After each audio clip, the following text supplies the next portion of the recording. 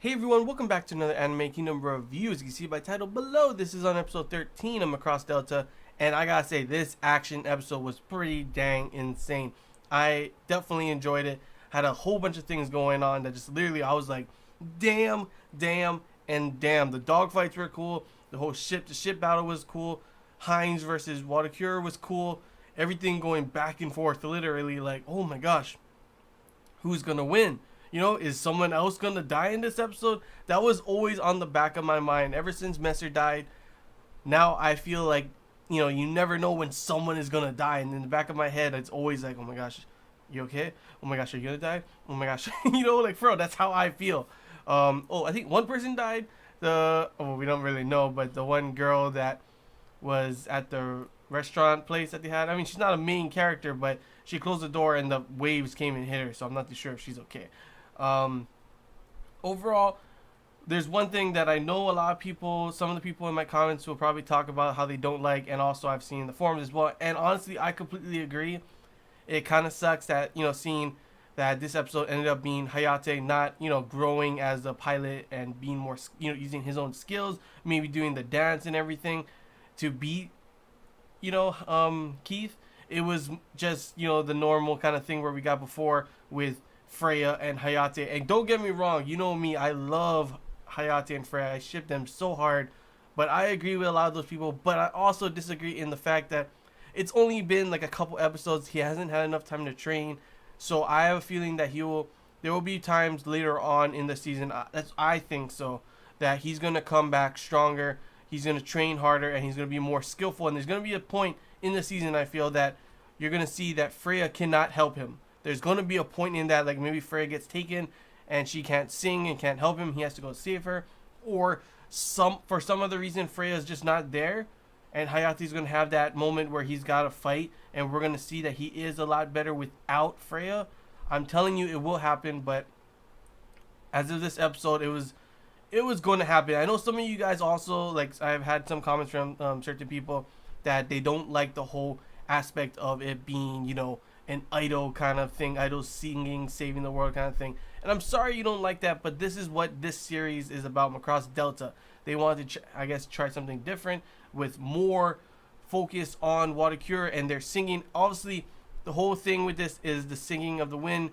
Heinz, the only way to counteract that is Watercure, so that's why it's such a big thing. But we still did get a lot of action. We still did get a lot of dogfights and everything in this. Seeing Ernest versus the King going off, different strategies, different ways, knowing each other's moves, kind of like a game of chess, was pretty dang crazy. Seeing the Macross Eselion, pretty much take a whole blast, go into the ocean. You think it's done for. Boom, here it comes out, transforms. Just blast the thing. And just as I predicted, the King is dead.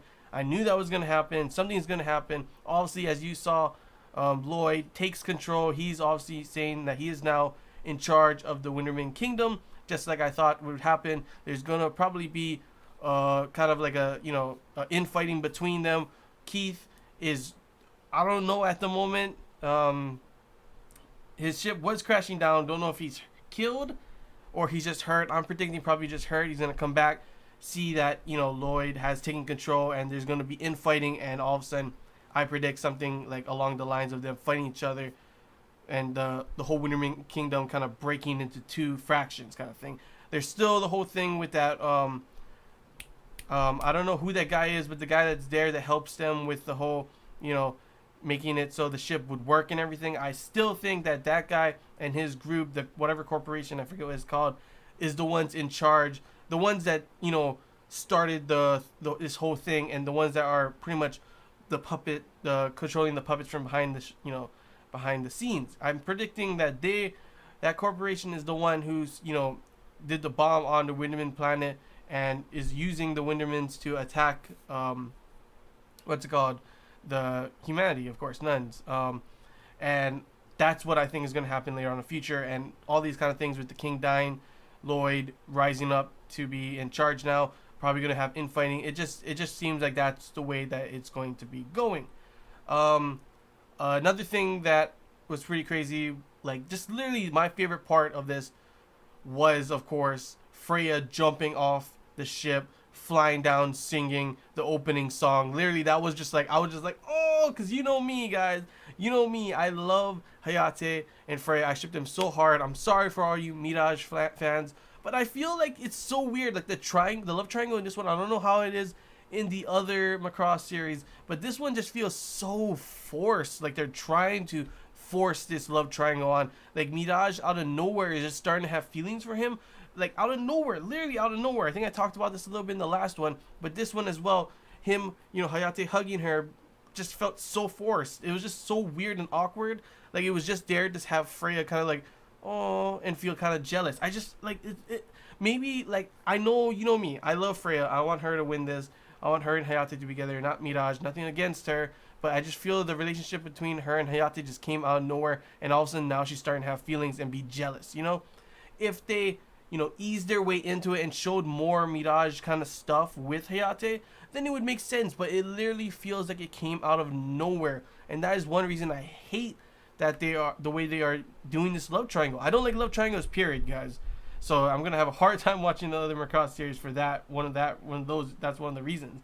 But this love triangle just feels so weird and out of sync, like out of nowhere. Mirage is like jealous and having feelings for him and everything. It just feels like it, in comparison to the way the relationship between Hayate and Freya is, it's just like, okay, it's, push Mirage to the side, really. But overall, it was still good. We got to hear 2 songs. No new songs, which was kind of sucky. I wanted to hear a new song. But still, overall, pretty cool episode to see. The action, like I said, was awesome. The dog fights were awesome. The whole, just everything that happened turned out in this episode made an excellent, I guess, end to an arc in a way. It kind of seems like this arc has just ended and a new thing is starting now with Lloyd in charge. Hines, of course, I'm not too sure if he's okay. He was knocked out, or kind of like knocked out by Freya singing in a way. Keith just went down in a dogfight with, of course, our boy Hayate, who, of course, yes, even though it sucks that he didn't do it of just his own skill, it's still some of his skill, you have to admit. But him, along with, Freya, was able to take him down. I'm still wondering if we're going to learn more about Hayate and his father and the necklace and all that kind of stuff in this next coming episodes, now that we are done with this huge battle. What everything, I'm just wondering where everything is going to be going from here on out. Now that this huge battle has gone down, the sector, Ragna, is all under pretty much control of the Windermen. Everyone, Delta them is in Watercure is retreating. So I'm not too sure what are they going to be doing now, how everything going on with them is going to be. Also wondering how this love triangle is going to go as well, even though, as I said before, it just feels so out of place and out of nowhere with Mirage.